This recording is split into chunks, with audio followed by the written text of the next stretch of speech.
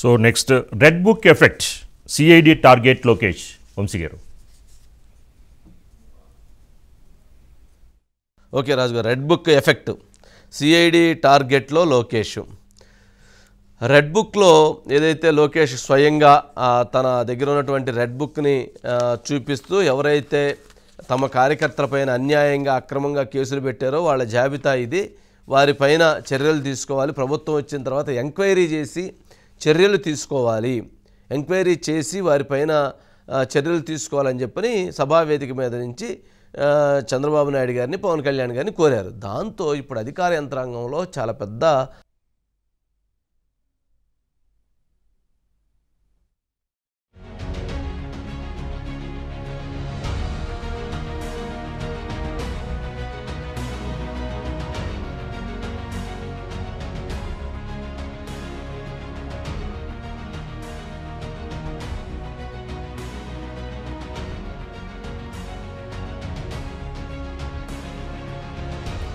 చేసి వారిపైన చర్యలు తీసుకోవాలని చెప్పని సభావేదిక మీద నుంచి చంద్రబాబు నాయుడు గారిని, పవన్ కళ్యాణ్ గారిని కోరారు. దాంతో ఇప్పుడు అధికార యంత్రాంగంలో చాలా పెద్ద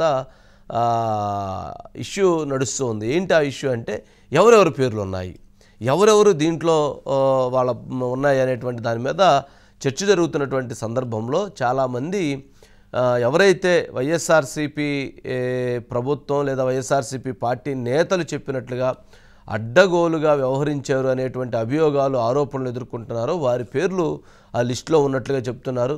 పాదయాత్ర సందర్భంగా అనవసరంగా దాడులు చేసినటువంటి వ్యక్తులు, అనవసరంగా కేసులు పెట్టినటువంటి అధికార యంత్రాంగం, ఎక్కడైతే శాంతియుతంగా జరుగుతున్న దాని మీద కావాలని చెప్పని వాళ్ళ మీద దాడి చేసినటువంటి అధికార యంత్రాంగం, వీరందరినీ కూడా పర్టికులర్గా అధికార యంత్రాంగాన్ని రేపు విచారణ చేయడానికి కూడా దానికి సంబంధించినటువంటి పేర్లు జాబితా ఉన్నట్టుగా చెప్తున్నారు. అదే దీనిపైన ప్రభుత్వం వెంటనే ఇప్పుడు చర్యలు మొదలుపెట్టింది. అసలు అంటే రెడ్ బుక్ అంటే వీళ్ళుండారు అనేటువంటి దానికంటే కూడా వారి మీద లోకేష్ని దీనిపైన ఏ రకంగా కేసులో బుక్ చేయొచ్చు, ఏ రకంగా అధికార యంత్రాంగం మీద విచారణ చేస్తారని బెదిరించే విధంగా మాట్లాడారు, ఏ రకంగా దీని మీద చేయొచ్చు అని అంతర్లీనంగా ఒక ప్రొసీడింగ్స్, డిస్కషన్స్ జరుగుతున్నట్లుగా సమాచారం. దీన్ని బేస్ చేసుకొని లోకేష్ మీద కేసు పెట్టాలి, ఏం కేసు పెట్టడానికి అవకాశం ఉండిద్ది, ఏం కేసు పెడితే లోకేష్ని జైల్లో పెట్టచ్చు అనేటువంటి దాని మీద ఒక కసరత్తు జరుగుతున్నట్టుగా చర్చ జరుగుతుంది. అంటే ఎంతసేపటికి లోకేష్ని జైల్లో పెట్టాలి, చంద్రబాబు నాయుడు గారిని జైల్లో పెట్టాము, ఇప్పుడు లోకేష్ని జైల్లో పెట్టాలి, లోకేష్ని జైల్లో పెట్టాలంటే ఏం చేయాలి, ఏ కేసుల్లో అతన్ని చేయాలి. అదేవిధంగా గతంలో ఆ ఫైబర్ గ్రిడ్ కేసు, అదేవిధంగా శాండ్ కేసు, వీటి కేసుల్లో కూడా ఫైబర్ గ్రిడ్ కేసు అనుకుంటే వాళ్ళు ఎన్బిడబ్ల్యూ రిలీజ్ చేయమని చెప్పి అరెస్ట్ వారెంట్ ఇవ్వండి అని చెప్పని కోర్టులో ప్రభుత్వం వైపు నుంచి వాదనలు వినిపించారు. అంటే ఎన్బిడబ్ల్యూ రిలీజ్ చేయించడం లేదా లోకేష్ని అరెస్ట్ చేయాలి అనేటువంటి అంశంలో ప్రభుత్వం, రాష్ట్ర ప్రభుత్వం చాలా సీరియస్గా అడుగులు వేస్తుంది. ఎందుకంటే చంద్రబాబు నాయుడు గారిని అరెస్ట్ చేసాం, లోకేష్ని కూడా అరెస్ట్ చేయాలి. లోకేష్ని అరెస్ట్ చేసిన తర్వాత మరి దేవాంశును కూడా అరెస్ట్ చేస్తారేమో తెలియదు, కానీ మొత్తానికి అరెస్ట్ చేయాలి అనేటువంటి దాంట్లో మాత్రం చాలా బలంగా ముందుకు వెళ్తున్నటువంటి అంశాలు కనిపిస్తూ ఉన్నాయి. రెడ్ బుక్ ఎఫెక్ట్తో రెడ్ బుక్లో ఉన్నటువంటి అంశాలను బేస్ చేసుకొని రెడ్ బుక్లో అంటే రెడ్ బుక్ సందర్భంగా వారు చేసినటువంటి కామెంట్స్ని పరిగణలో తీసుకొని దీని మీద కేసు నమోదు చేయాలనేటువంటి కసరత్తు చేస్తున్నారు. కాకపోతే ఎక్కడా కూడా లోకేష్ ఆ రోజు బహిరంగంగా సభలో మాట్లాడినప్పుడు ఎక్కడా కూడా ఎవరిని కించపరుస్తూ మాట్లాడలేదు. ఎవరైతే జ్యుడిషియల్ ఎంక్వైరీ వేసి వారు తప్పు చేశారని తేలితేనే చర్యలు తీసుకుంటామని కామెంట్ చేశారు. అది ఎవరైనా ప్రజాస్వామ్యంలో ఎవరికైనా ఉన్నటువంటి హక్కు. మరి అటువంటిది ఆ హక్కుని ఆయన మాట్లాడినప్పుడు దాని మీద ఈ రకమైన కేసులకు వెళ్తారు అని అంటే అది ప్రస్తుతం ఉన్నటువంటి రాష్ట్రంలో ఉన్న పరిస్థితులు ఏ రకంగా అయినా జరిగేటువంటి పరిస్థితులు. దీనికి సంబంధించి లోకేష్ గారి బయట ఉంది. లోకేష్ గారి బయటతో పాటు అట్లాగే అనిల్ ఉన్నాడు. అనిల్, ఏంటి రెడ్ బుక్ ఎఫెక్ట్ ప్రభుత్వం మీద బలంగా కనిపిస్తున్నట్లుంది. రెడ్ బుక్ మీద బేస్ చేసుకుని కేసులు నమోదు చేస్తూ ఉంటున్నారు.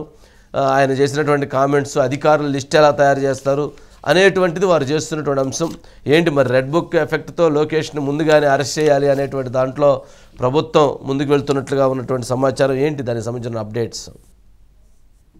Sir good evening sir. ప్రధానంగా టీడీపీ నేత నారా లోకేష్ యువగలం ముగింపు సందర్భంగా నవశకం సభకు శ్రీకారం చుట్టి విజయనగరం జిల్లాలో కూడా సభలో ప్రసంగించారు. ఆ ప్రసంగంలో ఏదైతే వైసీపీ పరిపాలన ప్రారంభమైన కాడ నుంచి తెలుగుదేశం పార్టీకి సంబంధించిన అనేక మంది పైన అక్రమ కేసులు అన్యాయంగా పెట్టడం, బనాయించడం, ఇబ్బందులు పెట్టడం, రాజకీయంగా దెబ్బతీసే ప్రయత్నం జరిగింది. వాటితో పాటు చాలా మంది తెలుగుదేశం పార్టీ కార్యకర్తలను కూడా దారుణమైన హత్యకు కూడా పాల్పడిన పరిస్థితి ఉంది. ఇక వీటన్నిటిని మించి తెలుగుదేశం పార్టీ జాతీయ కార్యాలయం పైన దాడి చేశారు అనేక సందర్భాల్లో, అనేక ఘటనలు కూడా ఇంకా మనం చూసాం. వీటి పైన చర్యలు పోలీస్ శాఖ పరంగా కావచ్చు, కొంతమంది అధికారులు అధికార పార్టీకి కొంత క్రియాశీలంగా అనుకూలంగా వ్యవహరించారు. అట్లాంటి అంశాలపైన ఖచ్చితంగా జ్యుడిషియరీ ఎంక్వైరీ చేసి న్యాయబద్ధంగా ముందుకు వెళ్తాం. రేపు తెలుగుదేశం పార్టీ గవర్నమెంట్ వస్తే ఇప్పుడు ఎవరైతే ఉన్నారో ప్రతిపక్షంలో ఉన్నటువంటి తెలుగుదేశం పార్టీని ఇబ్బంది పెట్టడానికి అక్రమ కేసులు పెట్టి ఇబ్బందులకు గురి చేశారో వారిపైన జ్యుడిషియరీ ఎంక్వైరీ ద్వారా చర్యలు తీసుకుంటాం. నేను పాదయాత్రలో పర్యటించినప్పుడు అనేక సందర్భాల్లో అనేక అంశాలు నా దృష్టికి వచ్చి వాటన్నిటికి సంబంధించిన కొందరు అధికారుల తీరును కూడా నా దృష్టికి రావడంతో కూడా ఆ పేర్లన్నీ కూడా నోట్ చేసుకున్నాం. ప్రభుత్వం ఏర్పడిన తర్వాత పాలకులుగా ఎవరు ఉన్నా కూడా ప్రజలకు సేవ చేయాలి, రాజకీయ కక్షలు కార్యాలయాలకు అతీతంగా పనిచేయాలి. కానీ ఒక పార్టీ నేతల్ని, ఒక వర్గాన్ని పూర్తిగా టార్గెట్ చేసే విధంగా అధికార యంత్రాంగం చేయడం అనేది ఖచ్చితంగా అది రాజ్యాంగ విరుద్ధం. ఏదైతుందో ఉద్యోగ నియమావళికి ఎవరైనా విరుద్ధంగా పనిచేస్తే వారిపైన చట్టపరమైన చర్యలు తీసుకునే అవకాశం ఉంది. అదే అంశాన్ని నారా లోకేష్ కూడా ఏదైతుందో తెలుగుదేశం పార్టీకి సంబంధించిన వ్యక్తుల పైన అధికార పార్టీ నేతల ప్రతిఫలంతో తప్పుడు కేసులు పెట్టిన వ్యక్తులు కావచ్చు, రాజకీయంగా ఇబ్బందులకు గురి చేసిన వ్యక్తుల్ని ఖచ్చితంగా అధికారులను ఎందుకు వదలాలంటూ కూడా ఆయన ప్రశ్నిస్తూ ఆ అధికారుల పైన జ్యుడిషియరీ ఎంక్వైరీ చేసి ఖచ్చితంగా న్యాయపరమైన చర్యలు తీసుకుంటామనే విషయాన్ని చెప్పారు. అయితే ఈ విషయం పైన ఇప్పుడు హుటాహుటిన వెంటనే అధికార పార్టీలో కొంత కలవరపాటు, అధికారుల్లో కొంత తొందరపాటు కనిపిస్తున్నట్లు వ్యక్తమవుతా ఉంది. ఏదైతుందో టీడీపీ ఉన్నత లోకేష్ పైన ఇన్నర్ రింగ్ రోడ్ కి సంబంధించిన స్కామ్ ఆయనకు పాల్పడ్డారంటూ కూడా కేసు సిఐడి దాఖలు చేసింది. ఆ అంశంలో కోర్టు ఉత్తర్వులతో ఆయన లోకేష్ బయట ఉన్నారు. అయితే ఇప్పుడు సిఐడి ఏకంగా రెడ్ బుక్ అంశం తెరపైకి తీసుకొచ్చి లోకేష్ పైన చర్యలు తీసుకోవాలి, ఆయన పైన జ్యుడిషియరీ పైన కొంత వ్యాఖ్యలు చేస్తా ఉన్నారు, అదేవిధంగా అధికారులు బెదిరిస్తా ఉన్నారు, నిబంధనలు ఉల్లంఘించారు కాబట్టి మేము ఆయన్ని అదుపులోకి తీసుకోవడానికి మాకు ఆదేశాలు ఇవ్వాలంటూ కూడా వారెంట్లు దాఖలు చేసిన పరిస్థితి కనిపిస్తుంది. అంటే ఈ మొత్తం వ్యవహారం మళ్ళీ టీడీపీ ఉన్నత నారా లోకేష్ ఏదైతే ఉందో నిన్న నవగలం సభ వేదికగా జరుగుతున్న పరిణామాల మళ్ళీ స్పందించడం పట్ల కొంత వైసీపీలో కలవరపాటు, ఆ తప్పు చేసిన అధికారులు తొందరపాటు కనిపిస్తుంది అన్న విధంగా కూడా ఆలోచనలు రేకెత్తా ఉన్నాయి. ఎందుకంటే అనేక సందర్భాల్లో రెడ్ బుక్ గురించి ఆయన చెప్పారు. అప్పుడు రాని అంశం నిన్న ఏదైతుందో నవశకం సభలో ఆయన మాట్లాడిన అంశాన్నే పట్టుకొని కోర్టులో మళ్ళీ సిఐడి పిటిషన్ దాఖలు చేసిందంటేనే కొంత పరిస్థితి అయితే అర్థమవుతుంది. రాజకీయంగా ఎటువైపు వెళ్ళాలి. ఇప్పటికే టీడీపీ అధినేత చంద్రబాబును అరెస్ట్ చేసి దాదాపు 53 రోజుల పాటు సిఐడి నిర్బంధించిన పరిస్థితి మనం చూసి ఆయన బెయిల్ పైన బయటకు వచ్చారు.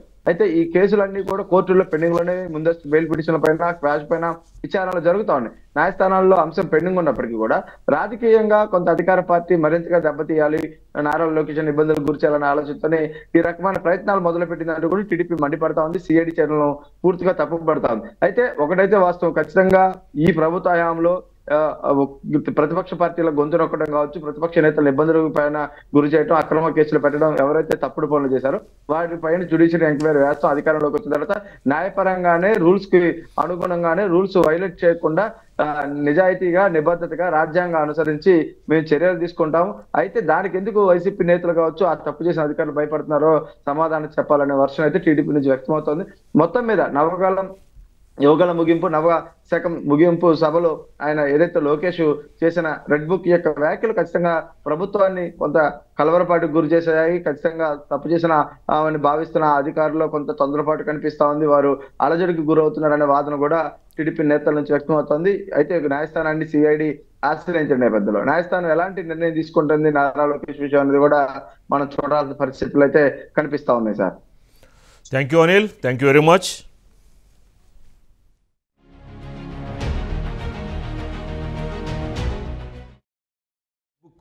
ఏంది రెడ్ బుక్ ఫుల్ అయిందా, లేకపోతే ఎన్ని పేరు ఏంటో రెడ్ ఫుల్ అయింది, దాదాపు ఫుల్. నేను వదిలిపెట్టాను.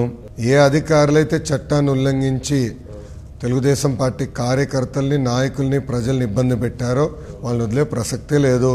వాళ్ళని సర్వీస్ నుంచి డిస్మిస్ జ్యుడిషియల్ ఎంక్వైరీ చేస్తాం, సర్వీస్ నుంచి డిస్మిస్ చేస్తాం, జైలుకు కూడా పంపించే బాధ్యత మేము తీసుకుంటాం. లేదంటే రాజ్యాంగాన్ని ఉల్లంఘిస్తే ఎందుకు వదిలిపెట్టాలండి? వీళ్ళని ఇన్నాళ్ళు వదిలిపెట్టే కదా వీళ్ళు తయారయ్యారు.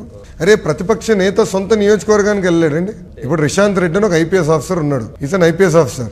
He's unfit to be an IPS officer. He's bringing shame to the entire department. అలాంటి వ్యక్తికి అవార్డు ఇస్తారా డీజీ? అసలు డీజీ గారికి బుర్ర ఉందా అసలు అవార్డు ఇచ్చేదానికి? ఏంటి ఐపీఎస్ ఆఫీసర్స్ పర్మనెంటా? ఐఏఎస్ ఆఫీసర్స్ పర్మనెంటా? రాజకీయ నాయకులు మేము పర్మనెంటా? కాదు. రాజ్యాంగం పర్మనెంట్, రాజ్యాంగం శాశ్వతం. రాజ్యాంగం అమలు చేయాల్సిన బాధ్యత మా పైన. ఇంకా మేమే రాజ్యాంగాన్ని ఉల్లంఘించే వాళ్ళని ప్రోత్సహిస్తే ఈ సమాజానికి ఏమవుతుందండి? రాజ్యాంగాన్ని ఎవరిని ఉల్లంఘించారో వాళ్ళపైన చర్యలు తీసుకుంటా అని చెప్పా గానీ వైకాపా నాయకులందరినీ బొక్కలేస్తాను అని నేను ఏనాడు చెప్పలేదు కదా. రాజ్యాంగాన్ని ఉల్లంఘించినటువంటి వారి మీద అయితే చట్టాలని రాజ్యాంగాన్ని ఉల్లంఘించి మా పైన దాడి చేస్తున్నారో వాళ్ళని వదిలిపెట్టే ప్రసక్తే లేదు. ఓకే, వారి మీద మాత్రమే ఉండి టార్గెట్.